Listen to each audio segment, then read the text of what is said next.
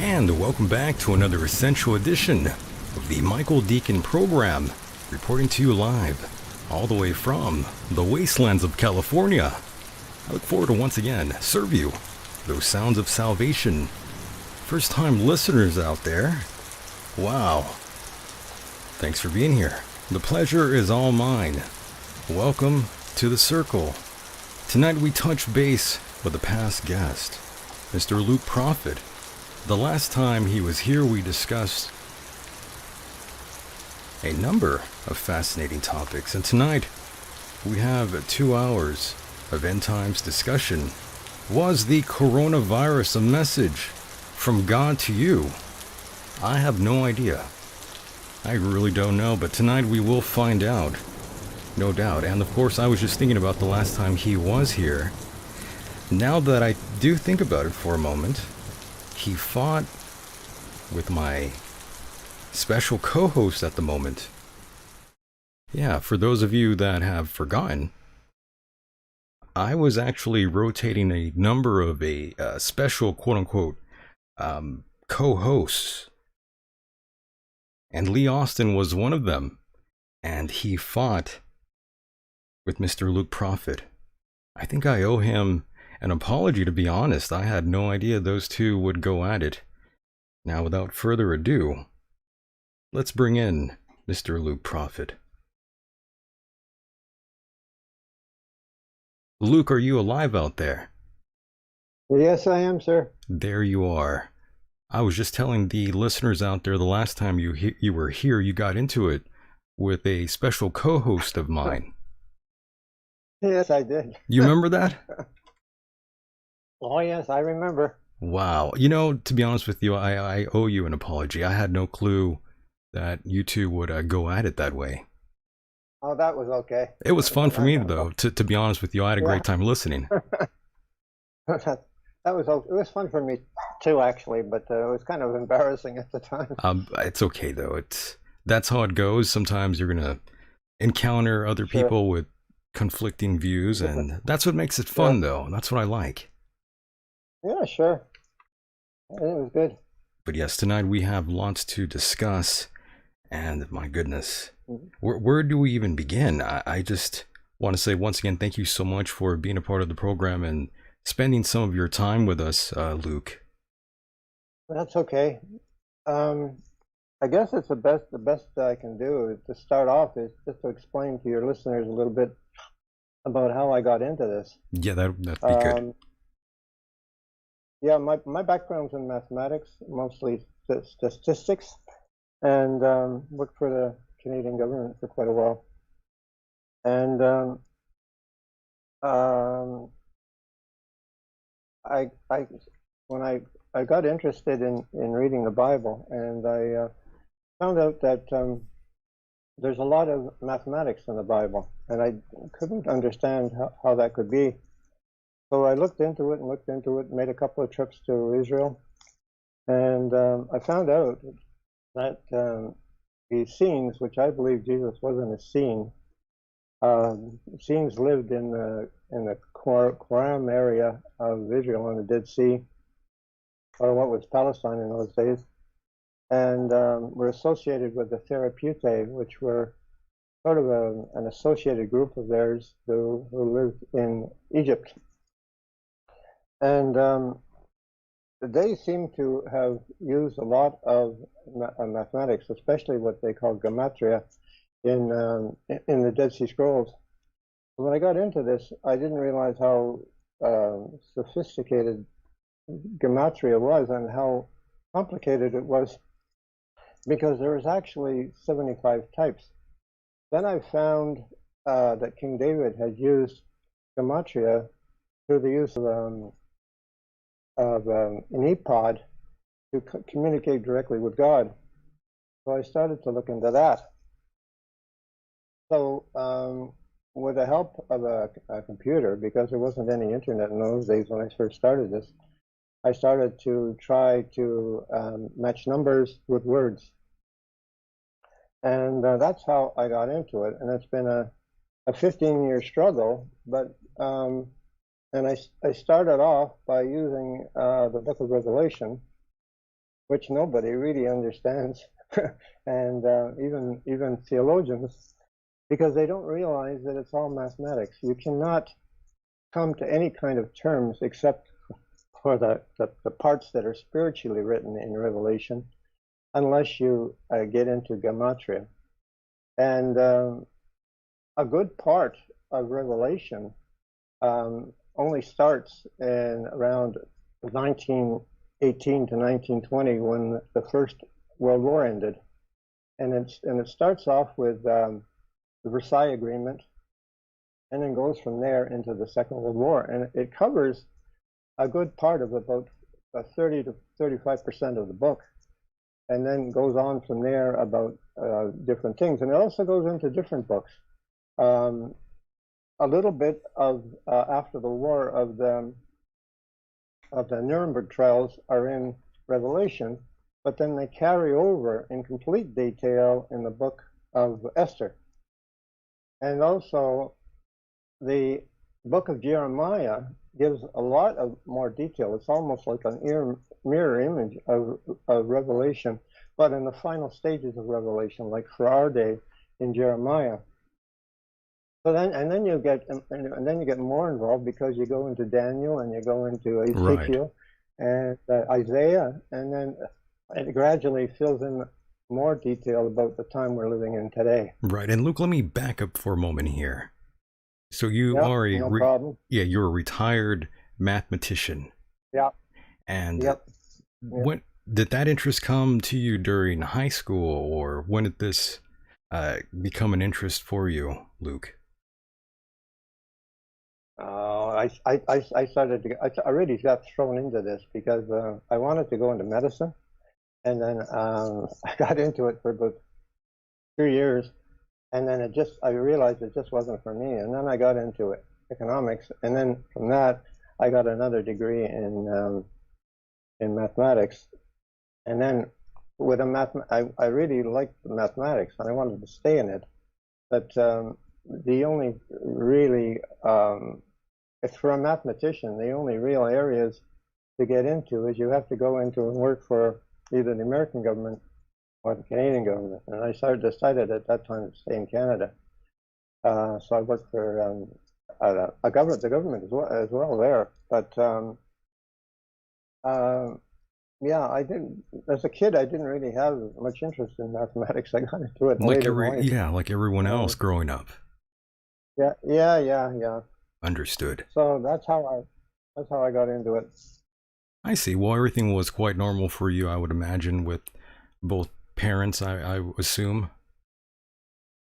Yeah, I just had a middle class existence, and I had a lot of fun as a kid. Played a lot of sports, baseball, hockey, and yeah, my life. I can't say my childhood was actually great, which most people can't say, but mine was. Very true. Not everyone can say that. No, there's a lot of broken homes today, unfortunately, but That's right. and And you really suffer. and Luke, I must say, both parents, were they religious? No. My mother, when I was small, like she used to haul me off to church. I see. She was Catholic and my father was Protestant. But I when I was 16, he sat me down and he said, "Okay, you can have anything you want. You want a car? You want whatever you want." So I said, "I just don't want to go to church anymore." That's So hilarious. that was the end of it. That was the end of it. That was the end of it for me. Understood. So But Luke, then, but Luke, I must yeah. remind the listeners that you are no longer living anywhere near the United States or Canada, for that matter. No, I was told after I pretty well had finished Revelation and had started and also Jeremiah. I had been stuck for about 2 years once I got into this. I'd finished about 30% of Revelation, and I just couldn't come up with it anymore. I couldn't do any matches. I couldn't do any. You have to match the mathematics with the Bible verse, and then also match the Bible verse with contemporary wording or a phrase. You can either do it a word, a phrase, you can do 2 words, 3 words. And I had come to a complete mental loss on this. It was like a writer's block. Sure. So the only thing I could do is I could pray. I prayed and I prayed and I prayed and prayed for 2 years. And then one morning I just woke up and boom, I knew everything. I couldn't believe it. I could do the rest of the book. I could do Jeremiah. I could do Ezekiel. I could do anything, and that stayed with me even up to today because I'm still working. And but I was told by the Holy Spirit to leave Canada, get out, it even says that for people today that are living in the States and Canada. There's several places in Jeremiah that say flee from Babylon. Now, the word Babylon in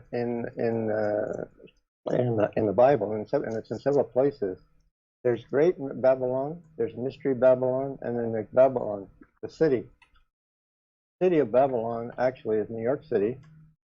The Mystery Babylon is the Catholic Church or the Vatican, and Great Babylon is the United States, which is called the Hammer of the Earth, and it's called the Hammer of the Earth because America is pretty well the capital of armament, selling it them to all over the world, everywhere. So, and in Jeremiah, it specifically said in 3 different places flee Babylon. Why should you die? So I think there's a lot of, unfortunately, in some ways, it's unfortunate for young kids today. Like, I feel sorry for young kids, teenagers, people going to university, because although it's in my way of looking at it, it's sad for them, but it's very exciting for, like, if you're religious, it's a very exciting period of time. That's But right. if you're not religious, and I was told that 60% of people in America say that they're religious or that they're Christians, but only 10% actually are Bible believing Christians, which is really, or people that read the Bible on a regular basis. It's a bit of a quagmire, So right? yes, it is. It is. So if I was an atheist, or I was a young kid today going to university and had been turned into an atheist by Right. university, which they have a tendency to doing today, I'd be very, depressed, because I don't think there's much. I don't think there's much ahead for them, career-wise or anything else, because I think that we're almost at the end of this age. When the Bible speaks of the end of the world, it doesn't mean world. That was a mistranslation. It actually means the end of the age, or the end of the age of Pisces, or Pisces. Right. And that's when where things are supposed to be wrapped up, and we're supposed to have the return of Jesus Christ. But before that, we have a lot of things to go through, and we also have, the rapture, which is going to be about in 2 or 3 different stages. That's to go through too. So we have a lot Understood. in front of us. Yeah, we have a lot in definitely, front of us. yeah, we definitely have lots in front of us, and we have so much material to jump into here tonight. But before we do, Luke, was there any specific event or episode that you went through yourself that made you get ultra religious, Luke, in other words? Well, I started to have dreams. That was one thing. So was that the I proverbial catalyst for you? Was it just dreams that launched you into this, Luke? Not really, because I couldn't figure out what the dream meant for a long period of time. I see. This happened when I was about 30, and I saw myself walking along, and I came to a door, and the door was quite large. It had a keyhole, but it didn't have any key in it. And then as I was walking along to it, all of a sudden I heard something running behind me, and I looked, and there was a camel without a rider. And the camel ran up right to the door and right through the keyhole. And I couldn't open the door, so I turned back, and then I saw myself turn from, like when I was 30, I saw myself turn into an old man, and I had a beard, which I never had in my life, and I was walking with a limp on my left leg, and I had a cane on my right leg. So I could never understand what that was. So, and it's taken me a long time to figure that out. But that really, what happened after that was I was playing baseball and football, and it was early on a Sunday morning, and there was about 7 or 8 of us. We were playing touch football, and the grass was wet, and I went one leg of mine went one way, and the other leg went the other, and I broke my kneecap very badly. So it's strange today because I do have a beard, I do limp on my left leg. I see. But I don't need a cane, but I have arthritis extremely bad in my left leg, and I'm not in any pain. I don't need a cane or anything, but the doctors can't understand why I'm not in tremendous pain and don't need painkillers. So I figured after I was in the hospital, because I had to have an operation to heal it, that's when I started to read the Bible in detail, and I read it while I was in the hospital and under rehabilitation. I read it 3 times, cover to cover, and that's how I got interested. I figured, if God wants me to do something, and he's warned me, because he was warning me over this dream for many years, for 10 years. The next time is going to be my neck, and so I better start taking this seriously. That's what I did.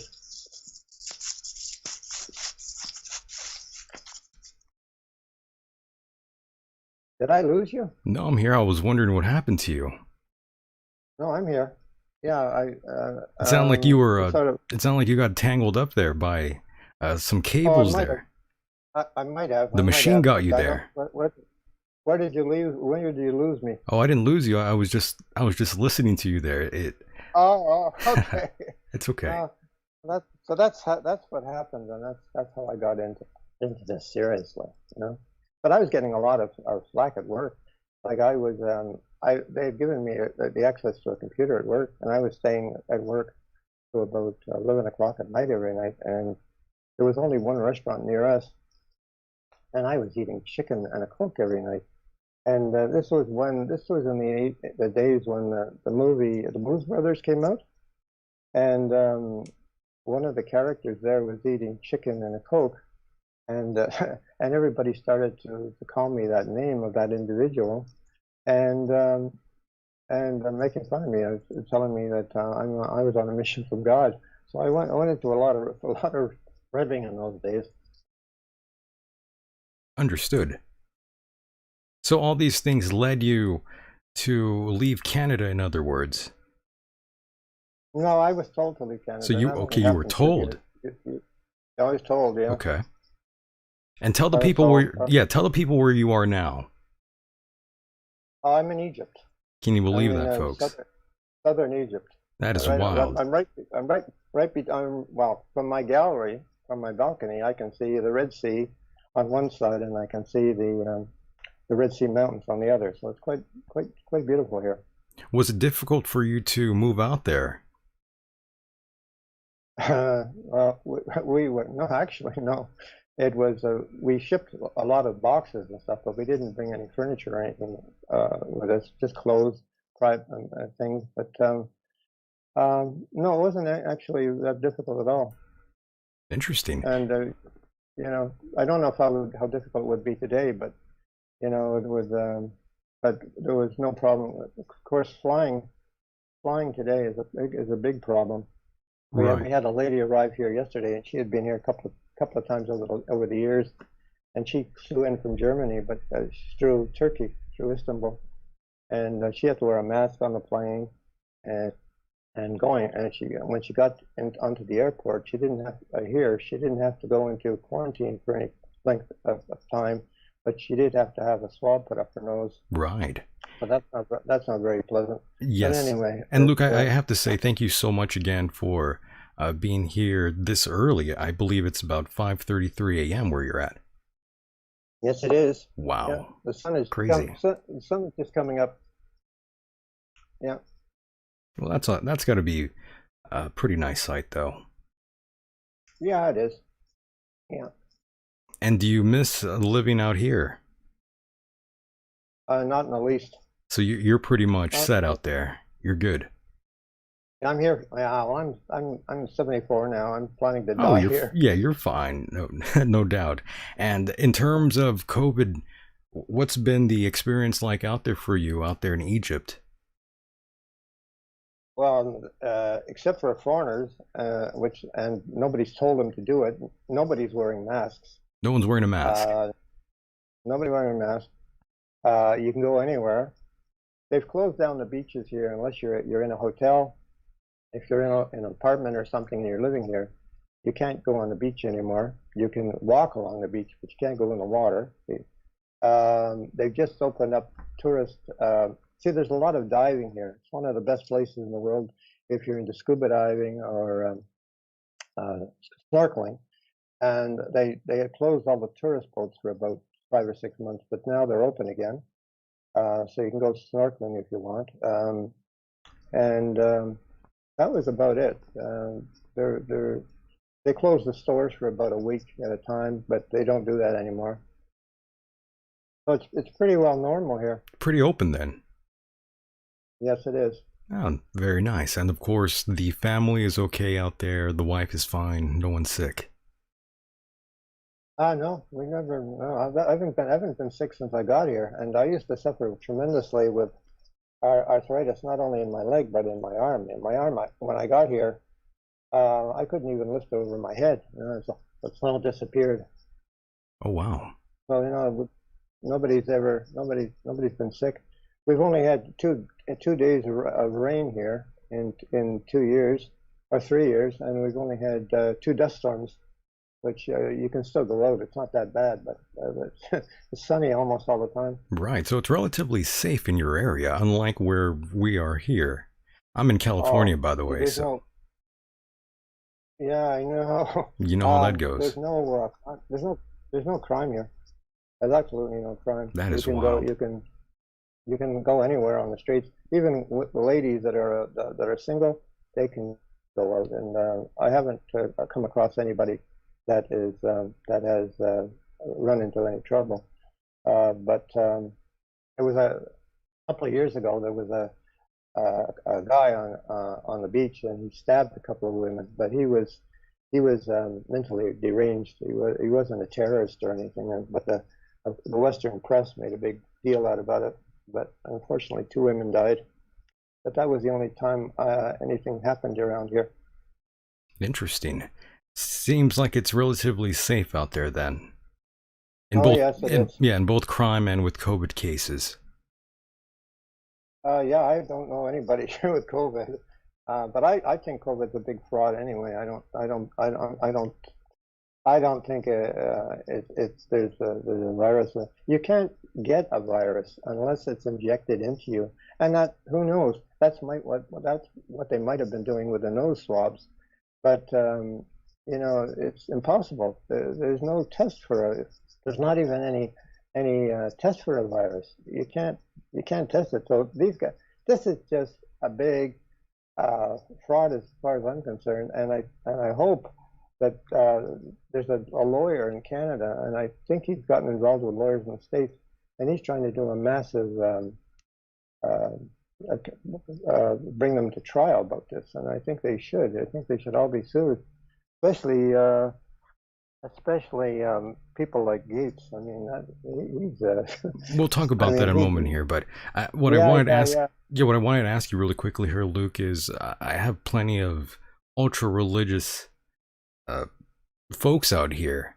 Specifically, there's one Yeah. individual who drives around in a van. Well, he doesn't specifically drive around in a van. He more along the lines just leaves his van parked in random locations, and multiple he has multiple vans, and he has all these signs plastered around the van, and there's all these things spray painted, and of course there's Jesus on there, and one of the messages that he has plastered on his car is, was the coronavirus a message from God to you?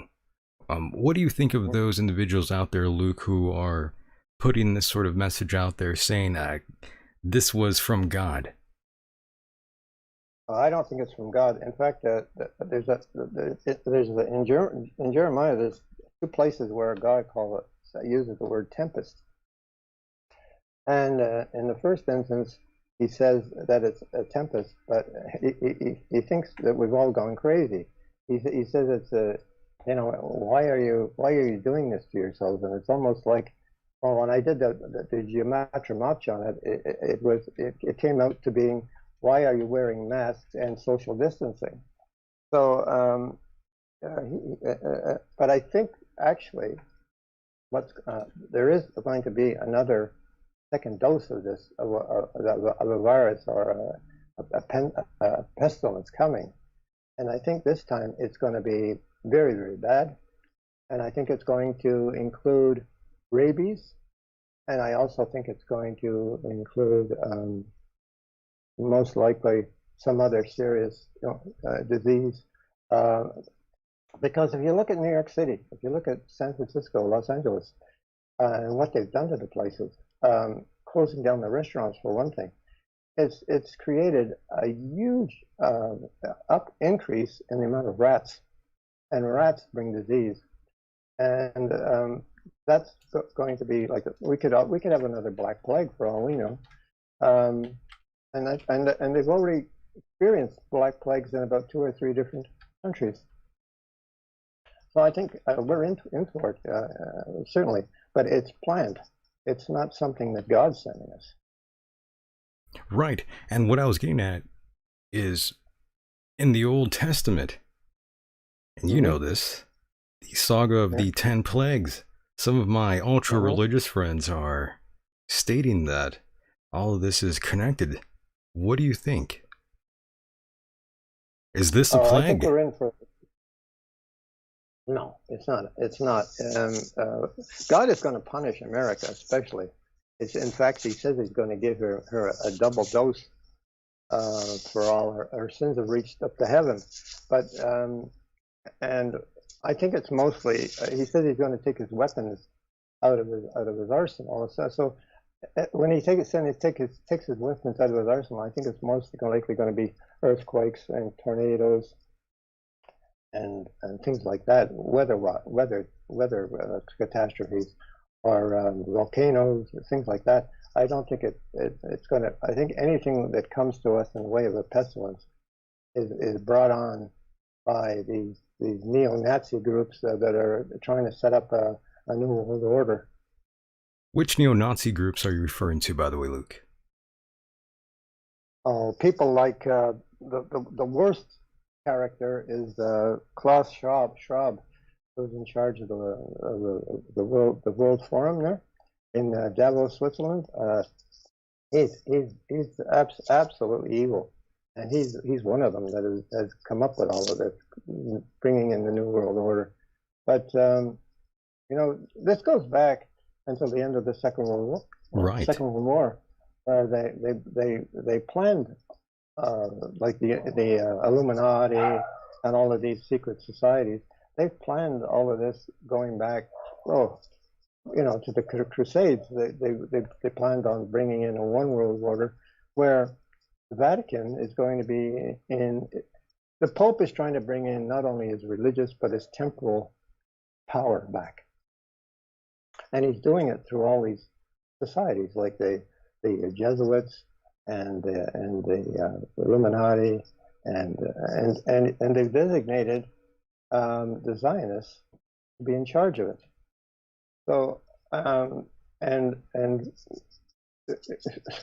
we're going to go through another almost like Dark Ages, and it's not going to be a place you'd want to stay around if you're in in some of these countries like Western Europe or America or Canada.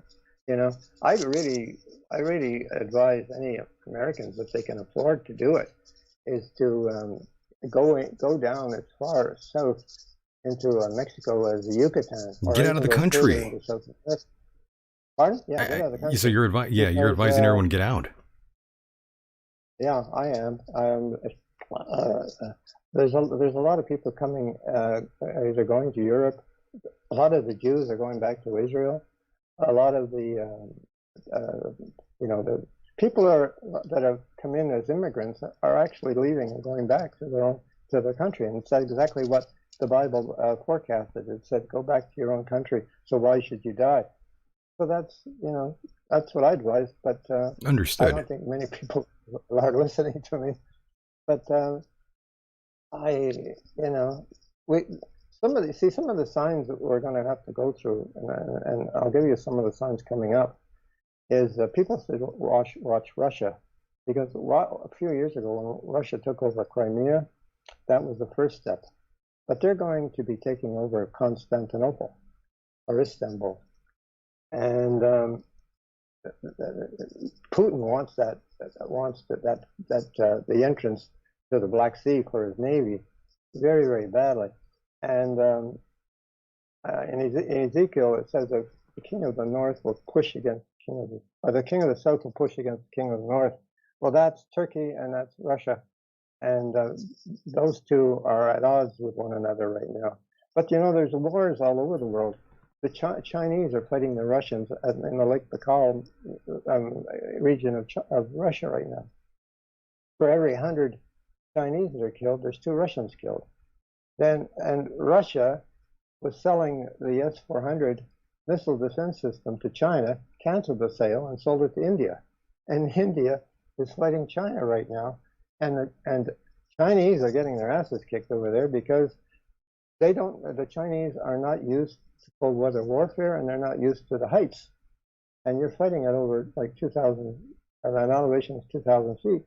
So there again, there's a war there. And then you've got Armenia and Azerbaijan, and you got the Turks supporting Azerbaijan, and you got Russia supporting Armenia, and that's a really bad war over there. So it's not people; they're not just using rifles to shoot at anybody. They got the howitzers, they got everything else going off. So and Russia is in the middle of that because technically they're an ally of Azerbaijan, and they're also an ally of Armenia. So they're stuck, and now the Russians and Erdogan, the Prime Minister of Turkey. I mean, they're going to go at it in Syria. That's right. It's very convoluted, but I don't really know what's going to happen. And the Chinese, of course, in the South China Sea, they're acting up. And they're really mad at America for, trying to bring back all their industry, which they shouldn't have sent over there in the first place. But but I am come to the conclusion that although this looks like everybody's fighting one another, all of these world leaders are into cahoots, and there might be a designated war. In fact, in Jeremiah, it says Ararat, Mini, and Ashkenaz are going to be the ones that invade America. And if you do the gematria on those 3 names, you've got the Ashkenaz, which are the Zionists, but they won't invade. They'll just help the Russians to do it. The Ararat are Russia, and Mini is China. And in Canada right now, little Canada, insignificant, they've got thousands of Chinese troops in British Columbia on the west coast, ready to invade California. And in Mexico, I'm told by friends of mine who live in Mexico City, there's also thousands of Chinese in the northern Mexico area, so ready to invade, And I was just about to ask you, by the way, Luke, if we are on the cusp of a World War III here. I think we're on the cusp of a limited nuclear war 3. I don't think it's going to be a full war 3. I think that's coming later. But I think there has to be 2 other wars. I'm not sure where the invasion of America stands in this, but certainly Russia is going to invade Istanbul. It's going to go, and Turkey is going to divide it in half. I mean, they're going to lose the capital city, and from like the capital city going east, or going west. I mean, that's going to be the only part of Turkey that is Turk, not the part that's next to the Azerbaijani border. Then you've got Israel. Israel is going to go and definitely into Iran and take out the Lam area, which is biblically Lam area is the part where they have their nuclear reactor, and the Bible says that all of those people that are in the Lam will when it's going to have to be a nuclear strike by Israel on there. All those people are going to be heading into Western Europe. You're going to have another flood of people into Western Europe, which is planned. What they're trying to do is they're trying to destroy the white people. They're trying to destroy the whites who are technically the tribe of Israel. It's not the Jews. I mean, in the Bible, if you read it from one end to the other, I mean, you read the word Jew. Well, the word Jew was never an actual word until the 1758 Luke, when it by the was used way, in a play. Luke, I gotta ask you, is President Trump a Jew? Which president?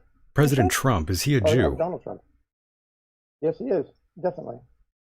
Well, his name is actually Drumpf, Adrumtf, and his father, they're from Germany, and they were definitely German Jews. But there's a lot of people that you would never know that are Jews that have changed their name in the States and in Canada. So, I mean, I don't think that, well, Bushes were Jews. I mean, you've had Jews as presidents before. Roosevelt was a Jew. So, I mean, it's no big deal. But, I mean... Is he a Zionist? Roosevelt... Oh, yeah, definitely. So is his whole family. Oy I mean, vey. they're all members of Shabbat Lubavitch. I mean, you can't get anything worse than Shabbat Lubavitch. And we're going to get into that in a little while because I've got some news for you that's going to blow your socks off. And by the way, hold on. And I want to hear the news that will blow my socks off, but I do want to remind the audience out there that you were the one that said that Trump would be assassinated, or there would be attempts of assassination, and that in fact did happen to you, or happened to Trump rather, but that is something you did tell me in previous episodes, and my mind went directly to you, Luke, after our conversations we had about this subject. Well, he's still due to be assassinated this month, and the Vice President Pence is going to be assassinated with him. So they're going to kill both of them. They're going to kill both of them, and Oh my God. not sure whether I'm not sure whether it's going to be there's going to be a disaster in the White House or in the House of Congress, but I think it's going to be in the White House because that other piece of work, who's our Prime Minister, Justin Trudeau, he was in the White House with Donald Trump, and they had a photo session, and they took the photo particularly in front of a picture of the 1812 burning of the White House by the British, and then Trump turned around and accused the Canadians of burning it. Well, sure, there was some Canadians around in 1812, but I mean, there wasn't any Canada in 1812. We were still a British colony, but I don't think they would have taken a picture in front of the White House of that painting of the White House burning if that didn't intend to come out at a later stage, and they know it. I think it's like, we're going to get into this in a minute, Michael, but I don't think Trump is who he is, and I don't think Pence is who he is. I don't either. And I'll explain that. Well, I don't doubt that either. Yeah, and Trump has been around for a long, long time, and so is Pence. And the Bible basically tells us that Trump is Marduk, who is an Nephilim. Or an Nephilim. Anunnaki, yes. He's actually an Anunnaki, but he's also a fallen angel. My goodness. And Pence is actually Bel, and that, of course, is Beelzebub. So I don't know if that's actually true, but that's what Gematria is telling me. And the Bible says that when they're assassinated, which I think will be around the 28th of the month, they're going to be raised. They're going to be resurrected after 3.5 days and taken up. Now, I'm not sure who's going to raise them. If it's God Almighty, which I believe it will be, or Hasatan. But Hasatan doesn't have the power to do this, so it's got to be God Almighty. But they're going to come back, and they're going to come back in a really, really wild deception. The Bible tells us all about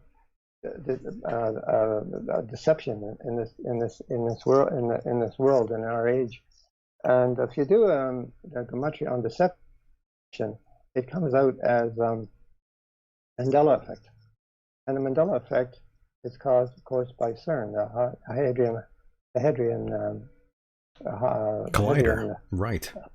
Collider in CERN, and I think that's caused it. But yeah, but if that's true, and if he's raised after 3.5 days, what the strange part of all of this was? Remember when he just recently went in the hospital? Right. Well, when he came out, when he came out of the hospital, saying that he had COVID, there was people throwing palm trees down at his feet. I don't know if you noticed that. I didn't see that. And then, what do you mean they were throwing? Yeah, throwing palm trees. They were throwing palm branches. Oh, palm branches. Feet, just like they did when Jesus. Well, I mean, I did see that. I did see someone bow to him recently after he got off the plane. I thought that was kind of unusual. Someone actually bowed. They were throwing. Oh yeah, well, you know, wow. I don't know about that, but I know they were throwing palm branches, and that was like when Jesus was going into Jerusalem on the donkey, just before he was crucified, and then he was waving to people on the street when he was going back to the White House in his truck, and that was another signal, as far as I'm concerned, about this guy knows that his days are numbered.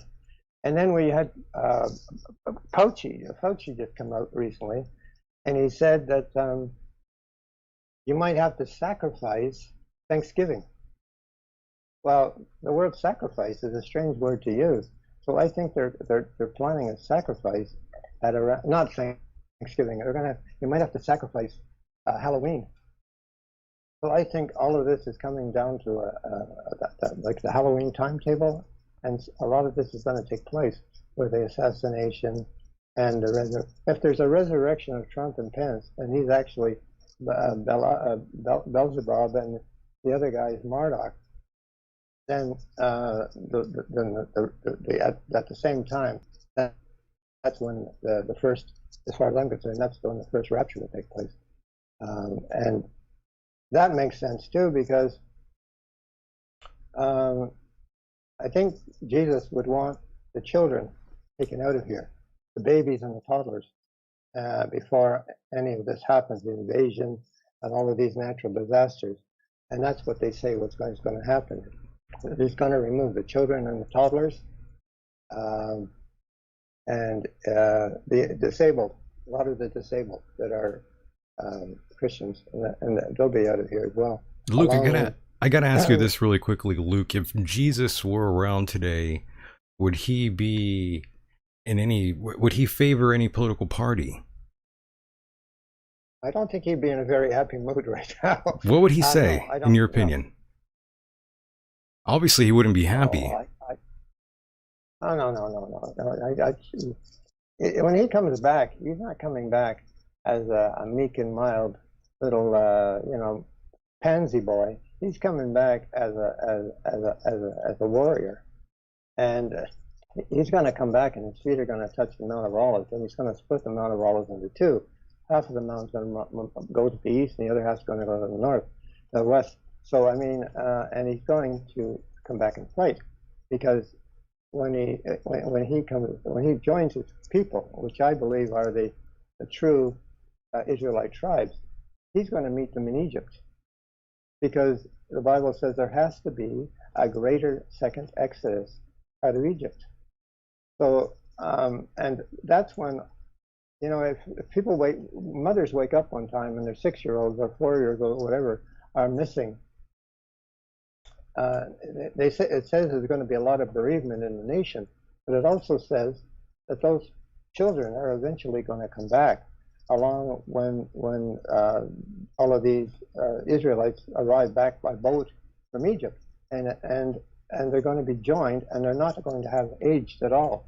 So the children, like the parents, will have missed them to see them growing up or anything.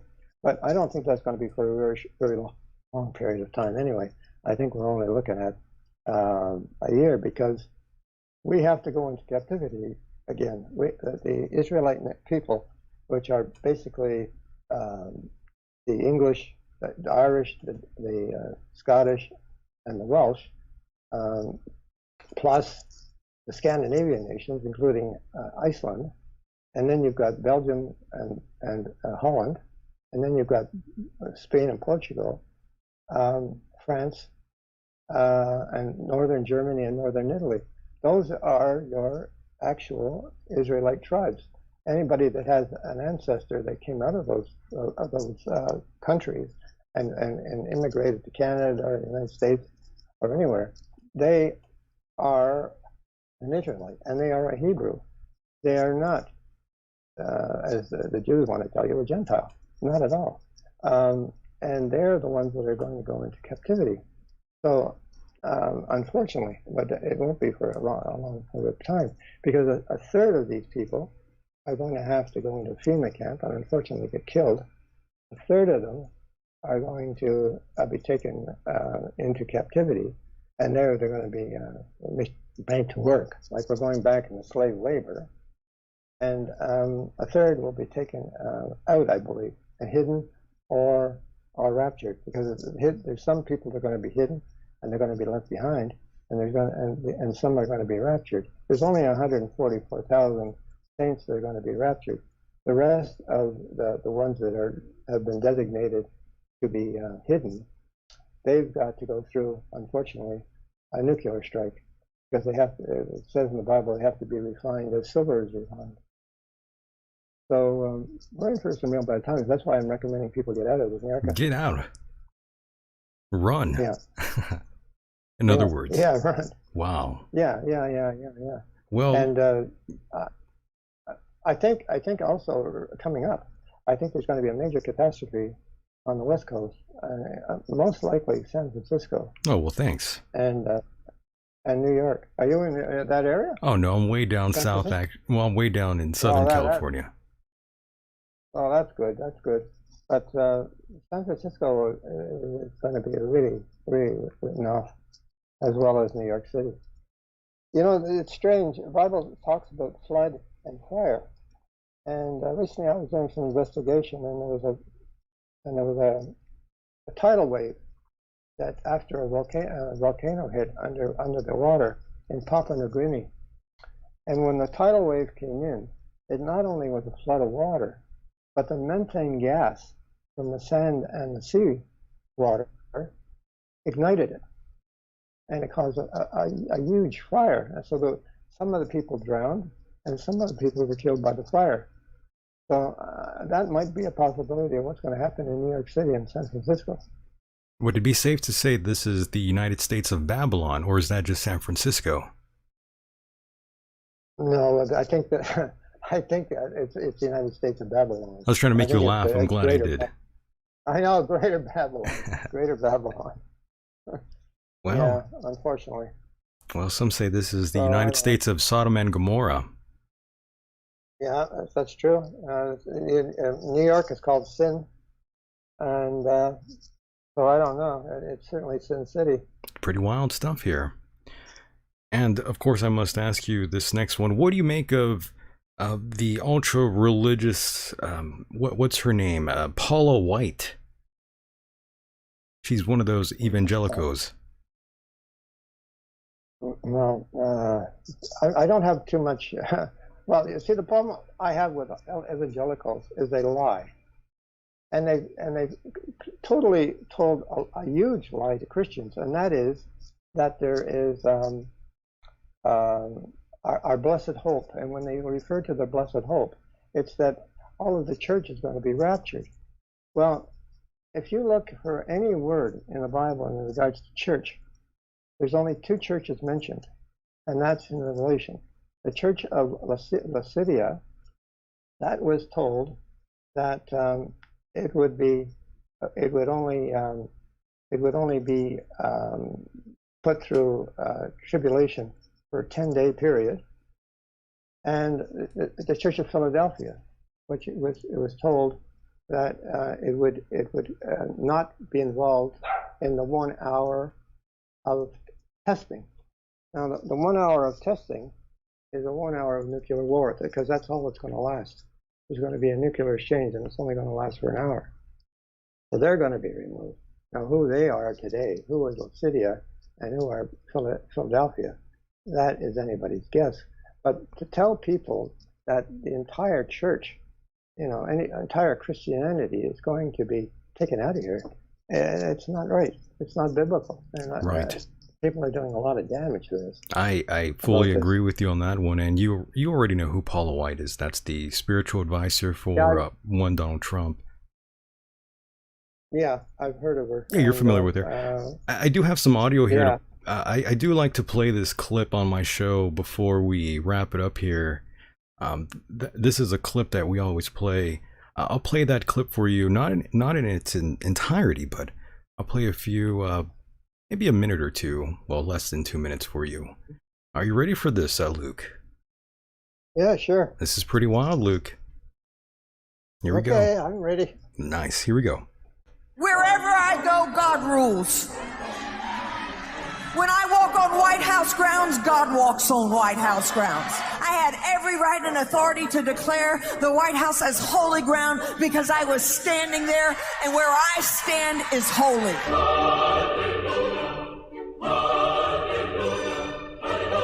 To say no to President Trump would be saying no to God. And I won't do that. We are in a spiritual war right now. Let every demonic network that has aligned itself against the purpose, against the calling of President Trump, let it be broken, let it be torn down in the name of Jesus. You want me to tell you what my thoughts are? The thoughts of the King of Kings, the thoughts of the Lord of Lords. I'm downloading heaven. Hey!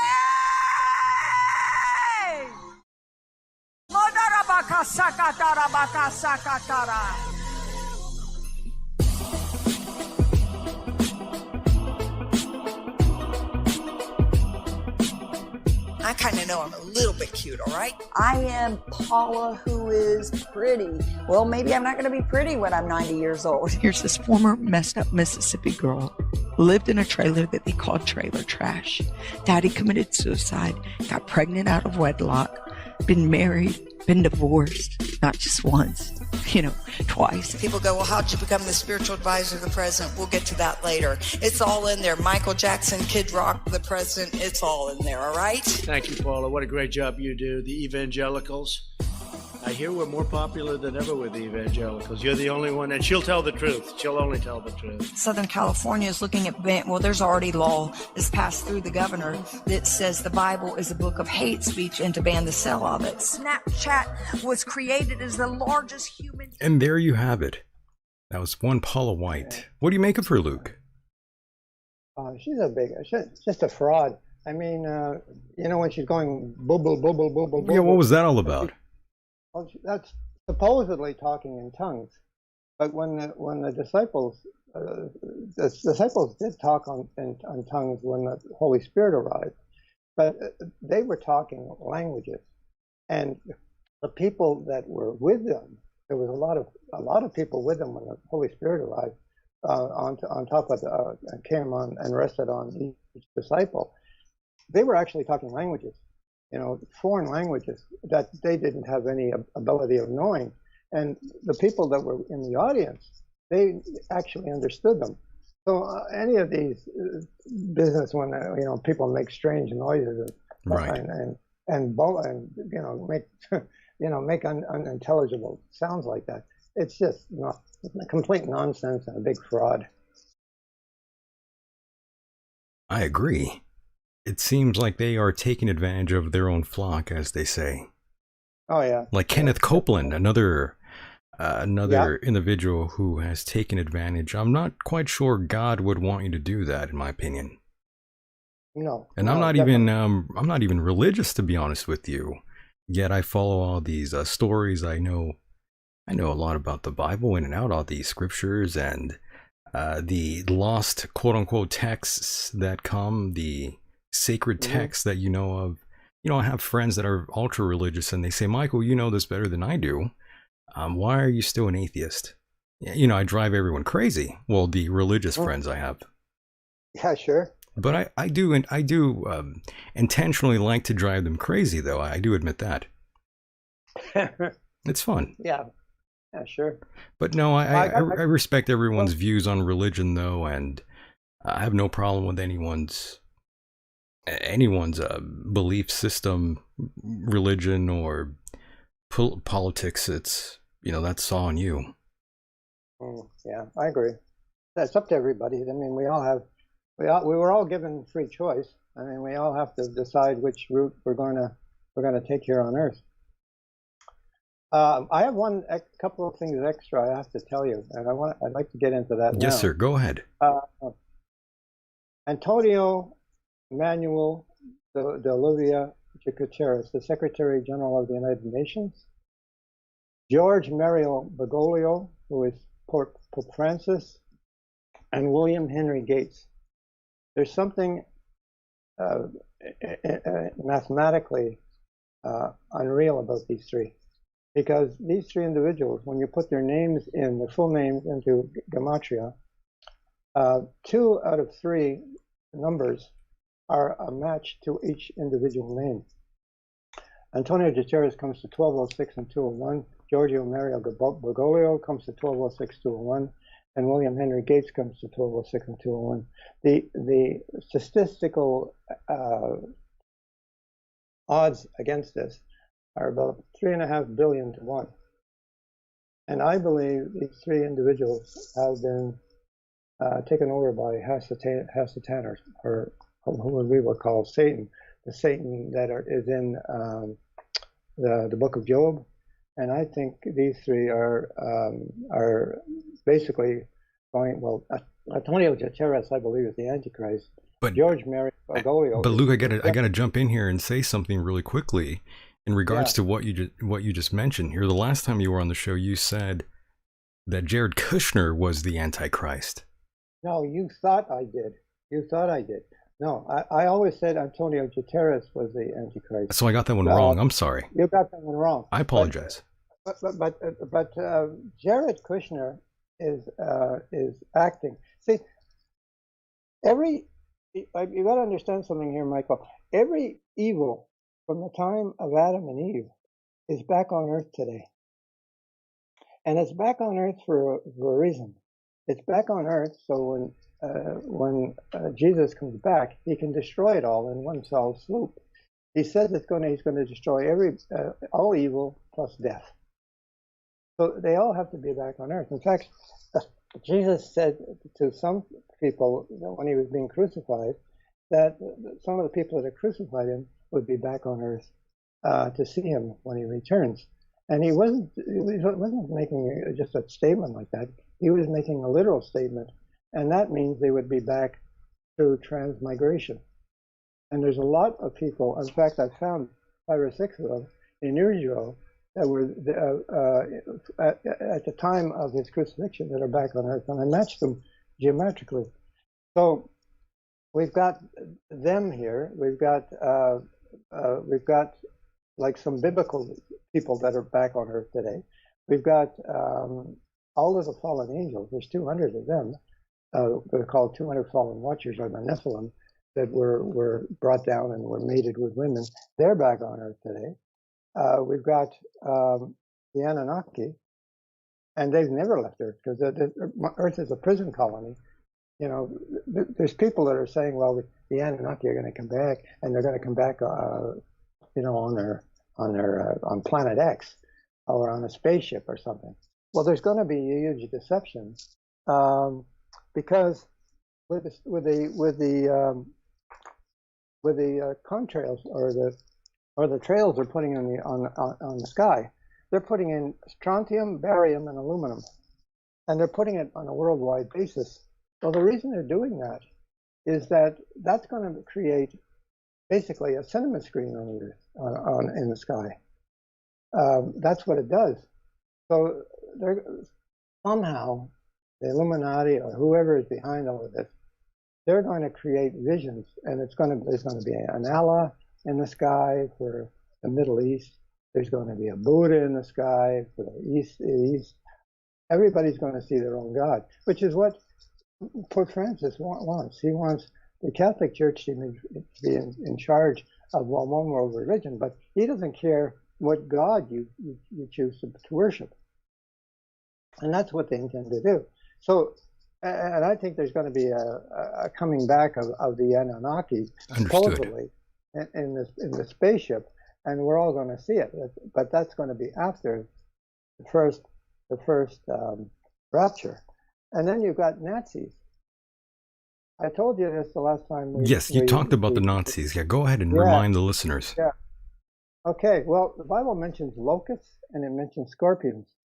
Well, I don't really know. I don't know if people remember, your listeners remember, but 6 months to a year ago, there was stories in the States about people that are on airlines, like United Airlines and Delta, and some of the passengers had actually gotten bitten by scorpions. And then, about a week after 3 or 4 of those stories came out, Las Vegas got hit by a freak locust swarm. Okay, well, locusts in the Bible actually mean Nazis, and that first appears, as I told you, in Revelation, where it's talking about World War II. Right. And then scorpions mean Waffen SS, and the Waffen SS are back. A friend of mine did a lot of investigation of people being kidnapped, supposedly, or alien abducted, if you wish. Yeah. And what he found out was, when he asked them what do these beings actually remind you of, they all said the same thing: Nazis. So and you better hold on to your hats for this one. I'm holding on. Okay, let's take Bill Gates first. Okay. All right. Bill Gates is dead. He's been dead long ago, and so is his wife. Okay. They've been dead. They've been cloned. Okay. And Bill Gates today is Semyaza, the fallen angel Semyaza.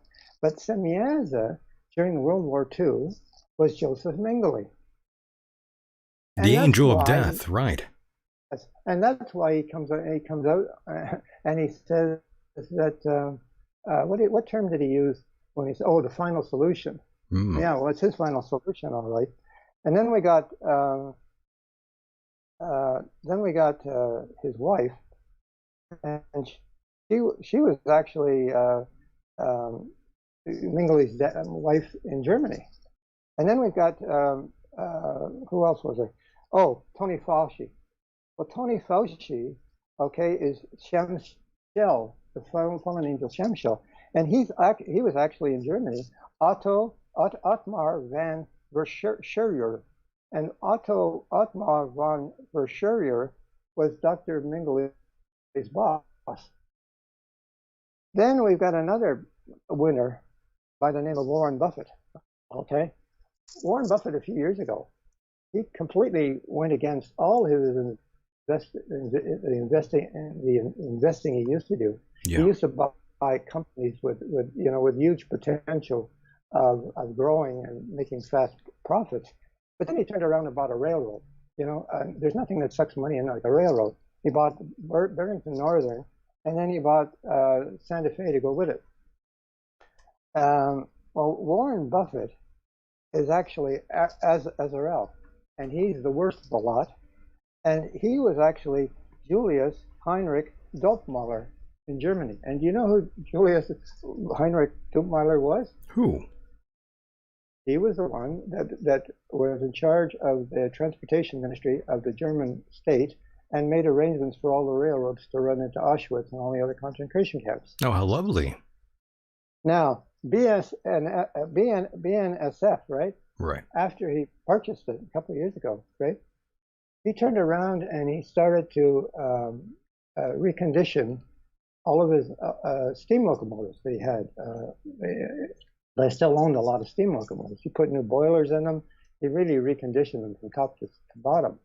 The reason he did that was he knows there's going to be an EMP, electromagnetic pulse, right? And his locomotives won't run, and he's got to transport some of these people in his freight cars, and he's put, a lot of people know he's put leg irons and hand irons in some of his freight cars, because his staff used to call the BNSF, they used to nickname it "Better Not Start a Family." So everybody knew about it. So I mean, we've really got the Nazis are back, and they're back in force. And then so, and they're not just in America. They're in Germany. They're in Europe. They're in Canada. They're everywhere. But people have got to start becoming aware that all of these people are working together, and they've got one thing in mind, and that's the extinction of the human race. That's right. And of course, you had talked to me briefly about Steve Jobs at one point. Yeah. I ran into Steve Jobs in Cairo, would you believe, at a coffee shop.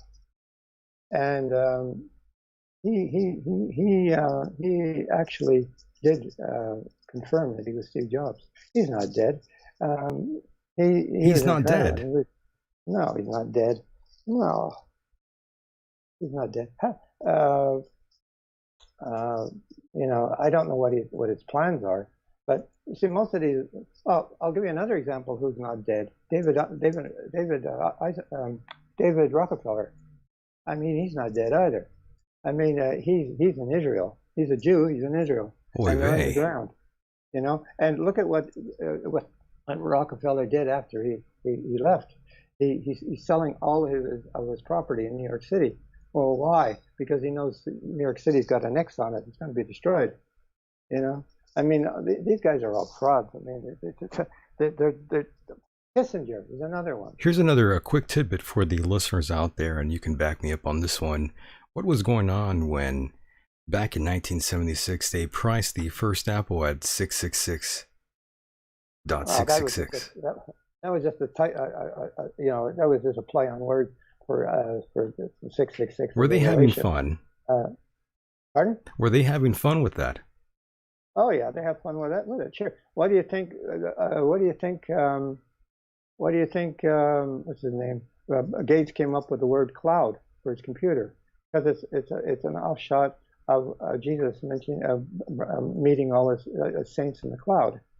Why do you think Jobs came up with the word iPad?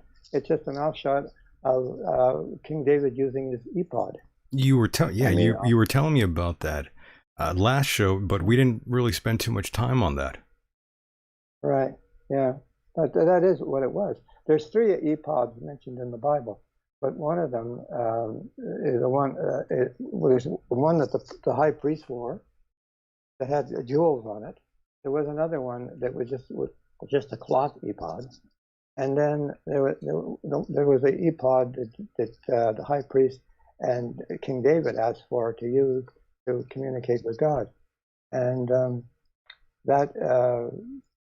that's basically what he was communicating with God, but he was communicating through numbers. He wasn't communicating with words.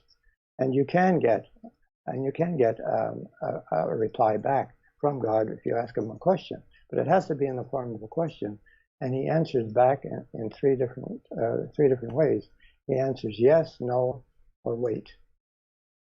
And but I mean, he's got enough things to worry about with what's going on in the world and the universe. I don't bother him too much. Understood. And to bring things back to much more current times really quickly here to drive it home for the listener out there, you say Marduk, well, Donald Trump, basically. Yeah. You were saying that his objective is to kill every single Christian and Caucasian in America. Well, his family. I mean, what's going to happen if he's successful? What has happened in the past? If you look at Jeremiah, I think it's Jeremiah chapter 4. I mean, they've destroyed worlds before, right? And God has removed 144,000 before, right? So what always ends up happening? Well, there's 2 families, right?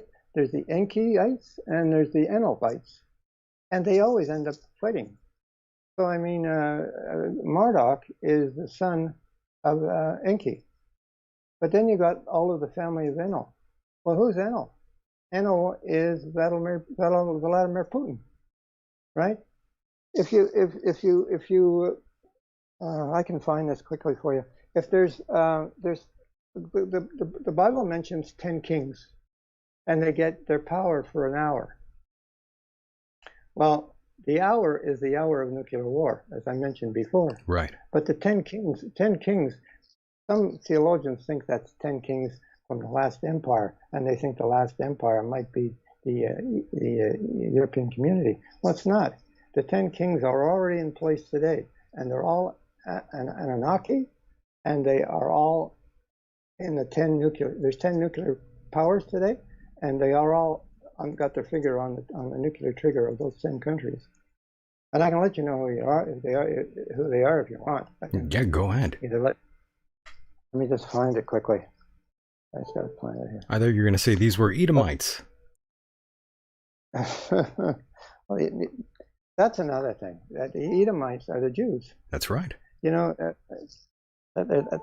so there's so much we could go over. There's on the phone with you for a month, but let me just see here. Yeah, there's a lot to discuss here, but once again, I am glad you're here, Luke. There's so much to cover with you in terms of the past and present, and of course, the future. Yeah, well, the future is not going to be with us very long. We're Right. coming to the end of things, you know. So I mean, I don't plan to be here very much longer, Mike. I was afraid you'd say that tonight. Okay, here we go. America's Donald Trump Murdoch. Britain, Boris Johnson, a dad. That's two powers with nuclear weapons. Then you got China, Enki. He's Xi Jinping, he's Enki. Then you got France, Emmanuel Macron, he's Sin. India, Narendra Modi, he's Nergal. Iran, Ali Khamenei, he's Hammers. Then you got North Korea, Kim Jong-un, who's Namtar. Pakistan, Arif Rehman Alvi, he's Narita. Russia, Vladimir Putin is Enel. And Turkey, Recep Erdogan is Akbel. One thing I have to mention about Turkey, Recep Erdogan, if you put a mustache, or if you put the photograph of Erdogan and Hitler side by side, it's a total match. Akbel was Hitler in the Second World War, and if you look at what Erdogan is doing and what he's going to do, he's making the same mistakes Hitler made during the Second World War. He's going to attack Russia, and that's going to be the end of him. There's one other person I didn't mention for number 10 for the nuclear weapon, and that's Benjamin Netanyahu. Benjamin Netanyahu, right. Yeah, and he's Mastema. He's a bit of a troublemaker, right? Oh, very much so, yeah. He's a bit of a troublemaker out there in the East. Very much so, yeah. So there you got it. He's got all 10 of them. Very nice. And of course, okay, go ahead. I'm sorry to cut you off. No, go ahead. You go ahead. Well, I mean, going back to what you said earlier about Donald Trump killing every single Christian and Caucasian in America, well, I can't really confirm or deny any of these things, but of course the Trump administration was announcing a deal with CVS and Walgreens just recently for the coronavirus vaccine. It's going to go directly to seniors. That would be the first people to get it, and of course it will be quote unquote free. What's your take on that? Oh, wow. I got some major information out of Canada, and what's going to happen in Canada first is also going to happen in the States. Spill the beans, Luke. This is what they said. They said that, you know, there's a lot of rejection out of taking the injection, right? People don't want to take it. At least 50% of the people. Hell no. So what they're going to do is they're going to offer to write off, and this is through the IMF, International Monetary Fund. They're going to offer to write off all your debts. And once they've done that, and once they get the majority of people taking the shot, and a lot of people take the shot because they're going to think, oh my God, this is great. I don't have any, school debt anymore. I don't have a car debt. House has been paid off. Don't you think that's terrible though, Luke? That the senior citizens are the sacrificial lamb. Well, yeah, because I'm one of them. But that doesn't matter to me. I don't care if I die or not. Yeah, but, you don't give a yeah. They Don't care. they've done it. They did it. 6 months ago when this first started to the seniors in the senior home. It was all the seniors who were dying. They were all over 80, and they all died. They didn't die of COVID. They died of other ailments that they had. But they were doing it. They were actually killing them in the seniors homes already. So that's not anything. That's sad. That's not changed. Right. So, and that's what Hitler did as well. I mean, he would get rid of the mentally deranged, the disabled, and the gypsies, and the old people. So, by the way, nothing. Luke, I got to ask you, is the dog okay back there? He's going nuts. Oh, that's a dog outside. It's not mine. Oh, it's someone else's dog. Somebody else's dog. Yeah, we have a lot of dogs here. I feed about 9 cats a day, plus about 6 or 7 dogs. They're all street dogs. They're all strays. They, I see. Yeah, they're all strays, but they live here. They don't do anybody any harm. That's good. But they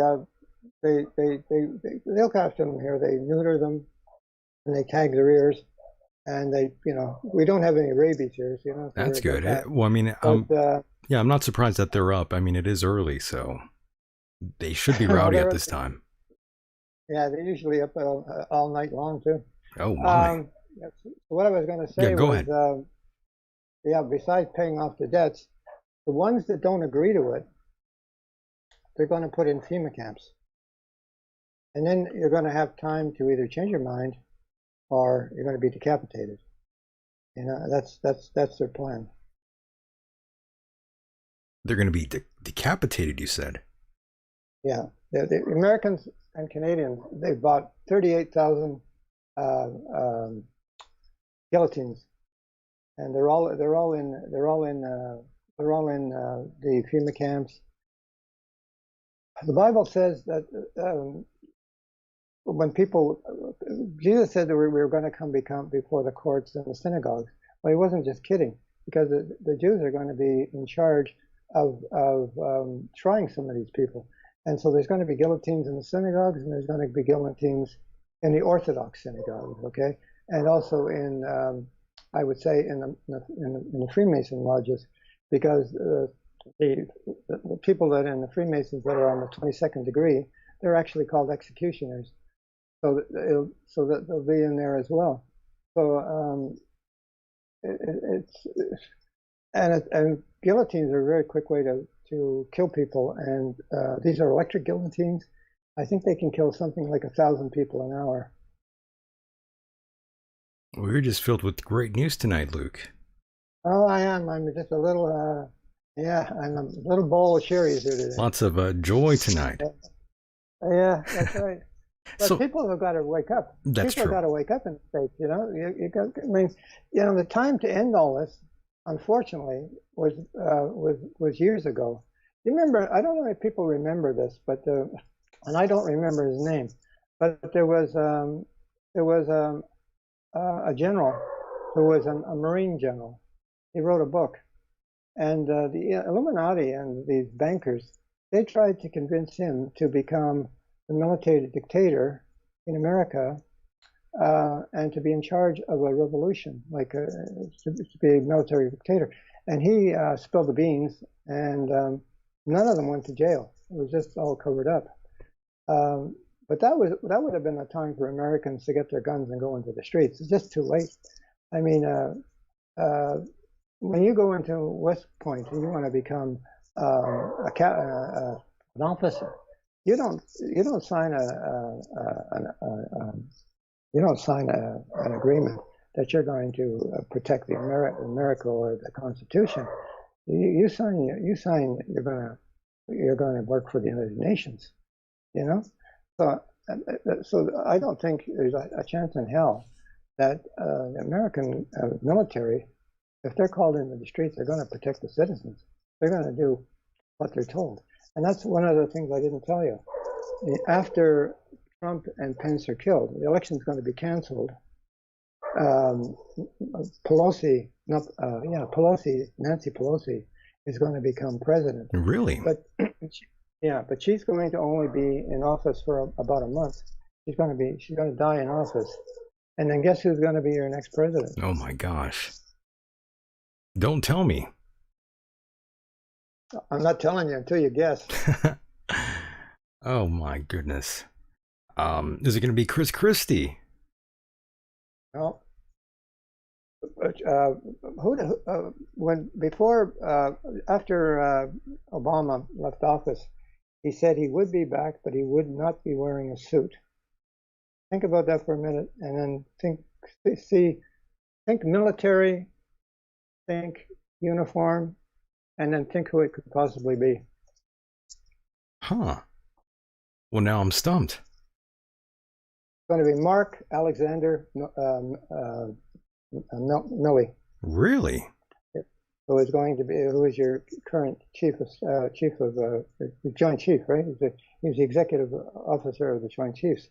He's going to be your next president, and he is one hell of a bastard. And he's going to be the one that orders the military into the streets, and he's going to be the one that tells the military to start killing anybody that resists going along with whatever they want to do. Well, that's not good news. No. It seems like we have our backs against the wall here in America, but not just here in America, but around the rest of the world.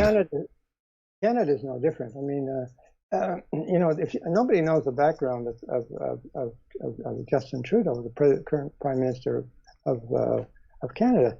Well, his father was Prime Minister, Pierre Trudeau, and Pierre Trudeau was an ardent communist, and he was heavily involved with both the Illuminati and the Jesuits. So was the son.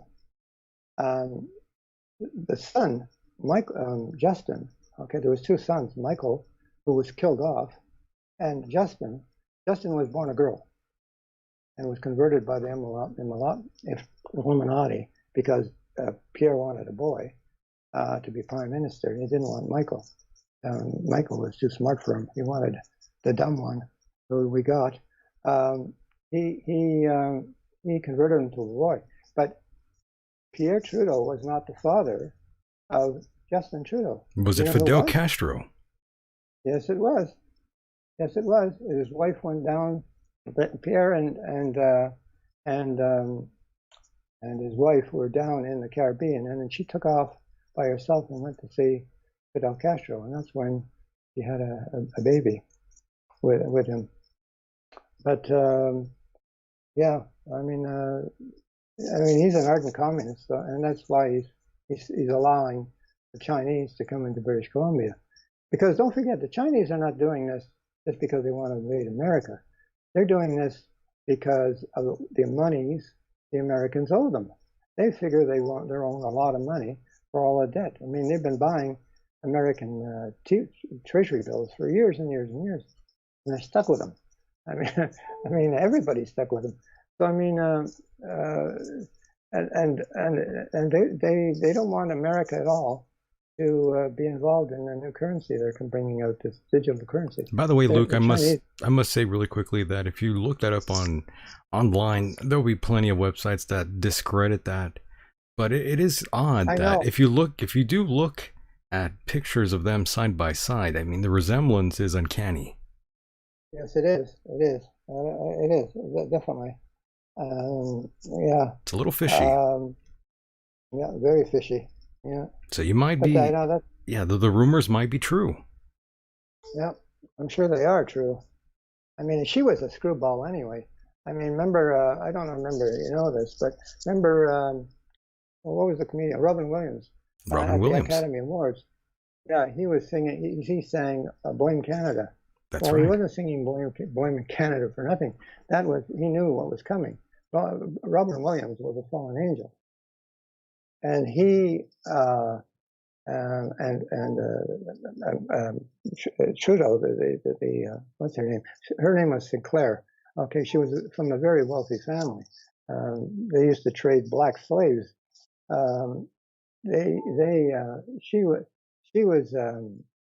She used to get her kicks in Vancouver, where she lived, by getting gangbanged by the Hells Angels. Good Lord. So, I mean, She was a really piece of work. And then she ran off from of Pierre, her husband, and got gangbanged by the Rolling Stones. Oh So I my. mean, she was a real piece of work. She was pretty out there then. Oh yeah, she was really out there. Yeah. Oh yeah. My goodness. Well, that's news to me. I had no idea. Oh yeah. She's living her Yeah. best life then. Yeah. Well, yeah. Well, she's old now, but I don't know what she's currently doing. But she was at a play, right? She was doing that. What's that? What was that play she was in? Something about vagina. Something about vagina. Something about a vagina. Yeah, it's a woman's play regarding vagina. She was Jane Fonda had done it first. That was a Broadway play or what? Yeah, well, I think it was off Broadway, but yeah, she's doing that now. Well, that doesn't surprise me at all. Not one No, it bit. doesn't. No, Was that the vagina monologues? that's it. Is that what it was? Yeah, I recall that, and I was just thinking, my gosh, it's been such a long time since I even thought about the vagina monologue. Good Lord. Yeah, that was it. Are you beating up your computer back there, Luke? I hear a noise going off. No, it's going ding, ding, ding. I don't know what for some reason. No, I'm not backing it up or anything. I thought you I'm were not touching it. I thought you were punching the computer or something back there. No. Computers and I don't get along. That's okay, Luke. I hate computers too sometimes. Yeah. But yes, So, go ahead. Michael, how long have we got? Because just let me know how the time's going. We're still good. Yeah, we're still good, Luke. Don't worry. Okay. Yeah, we still got some time here, and that reminds me. I know you mentioned something in the article that I just can't find right now, but you said something specific about determinism, and one of the oldest questions in psychology and philosophy, it always goes back to free will versus determinism. Yeah. And I just wanted to scratch your mind a little bit on that subject. You don't believe we have God? Yeah, Luke, you don't believe we have free will, do you? Yes, I do. So you do believe we have free will? Oh yeah, very much so. Yes. But you see, there's a difference between having free will and an all-seeing, all-knowing God, knowing what's going to happen before it happens. He hasn't determined it, but he certainly knows what you're going to do before you do it. But it doesn't mean we don't have free will. It's a strange situation, but he says he knew you before the foundations of the world. So all this was planned thousands of years before it all happened. So he knows which way you're going to go. He knows if you're going to believe in him and accept him and become a Christian, or if you're not. But there's something else people don't realize. In Hebrews, it mentions that the potter has a right over the clay, and some of the clay was made for common use, and some of the clay was made for honorable use. And what that relates to are the two creations that are mentioned in Genesis. First creation was created by God Almighty, if you will, the three parts of the Godhead, and it mentions that God created man in his image and his likeness. The second creation wasn't created by God Almighty. The second creation was created by only part of the Godhead, the Holy Spirit, and the Shekinah glory, if you will, or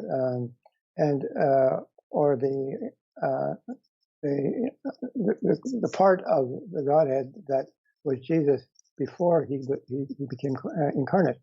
So, and that part, it was not made in the image of God. That part was made through him using dust from the, or it says dust from the ground. But dust from the ground in gematria doesn't mean dust from the ground. Dust from the ground means DNA. Okay, so that part of humanity, and I suppose that involves all of. I don't think it involves all of humanity. I think it just involves part of humanity. They were created not in God's image. They were created in just normally through a DNA clone, if you wish, if you will, probably cloning through God Himself. So you are still part of God, but not necessarily in the image of God. So that's what people need to figure out. And out of that original creation of God Almighty, there's only 144,000, and that 144,000, they've been through different destructions of the world, which is in Jeremiah 4, if you want to read it. It says cities, the world was shaking, and the cities have all been destroyed. Right. So they were removed. So they've always been with us, right? They transmigrate, all right? But the rest of us, we were designed to be born once and die once, okay? That doesn't mean we don't have the choice to become saved. It just means that we're not going to be involved in the first rapture. We're going to be involved in the second one, which it basically is not a rapture at all. We don't go into the sky. We're hidden, and I believe those that are hidden, they will be guests at the marriage supper of the Lamb. They're not going to be. See, the marriage supper of the Lamb, people don't really understand that either. That's the coronation of Jesus Christ before He returns. And once the rapture takes place, there's a year before He can come back, because there's one of the commandments in Deuteronomy says that a bridegroom cannot leave his bride for a year. So there's going to be a year that we're going to go through hell on earth here. I mean, the CERN is going to open up dimensions. There's going to be giants back on the earth. Yeah, you mentioned CERN, by the way, and you mentioned also the destruction of CERN. Yeah, I believe once it opens the dimension, I think CERN's going to be is going to explode, and I think it's going to take the city of Geneva with it. That's Switzerland, by the way, for those out there who don't know. Yep, that's Switzerland. That's a big ass. The construction, by the way. Yeah. The collider, that thing is, it's huge. Yeah, it is. It goes for miles and miles. That's right. Miles. That's insane. But yes, the rapture, 144,000 plus, you say, will make it only, right? Well, it's going to be more than 144,000. More than that? Okay. 144,000 alive on Earth. I see. It's going to be all of the dead who died knowing Jesus, are Christians. All of the dead, they're going to go too. The babies, toddlers, and the disabled who are saved, they're going to go. Those are the only ones, as far as I'm concerned. The rest are going to be when the second rapture happens. And I don't think the second rapture is going to be. People are going to have to wait long for it. They're not going. A lot of people are going to be disappointed they didn't go in the first one, but they shouldn't be disappointed. What's going to happen is it'll probably take place most likely around Hanukkah, Christmas time, and they'll be hidden. And I think that's when the invasion will take place by the Chinese and the Russians. And I think because the Russians have to come in from the north, which is Canada, and Trudeau's just going to let them come in. And then after they've totally, taken everything they can that's movable out of America, they're going to launch a nuclear attack on it. But they'll also take some of the younger guys, ones that can work, say between 50 and 45. They'll take them back to by ship to China or to Russia with them. And when that's who will go into captivity. They're not going to take the old people, and they're not going to take the younger ones. Will already be gone, except for it says that the younger ones, like the ones that are over the age of accountability, which is usually about 8 years old. They're just going to be, driven through. Going to be bayoneted, killed. The corpses are going to be piled in the streets, unfortunately. Understood. And Pope Francis recently said, well, I shouldn't say recently, but he stated that Jesus, his death was a failure. What did he mean? What did he mean by that?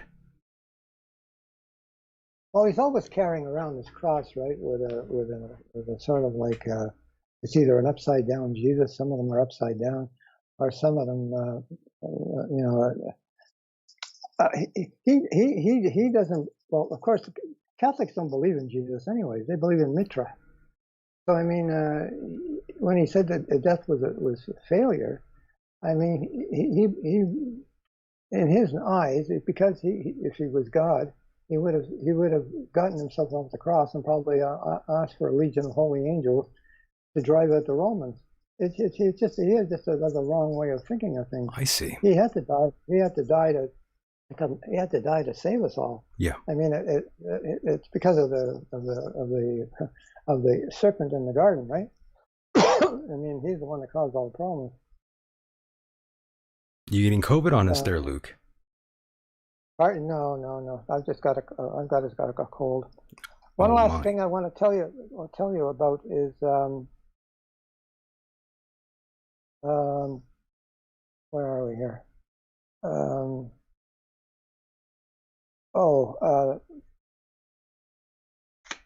want to talk about Shabbat Lubavitch for a moment. Yeah, go for it, Luke.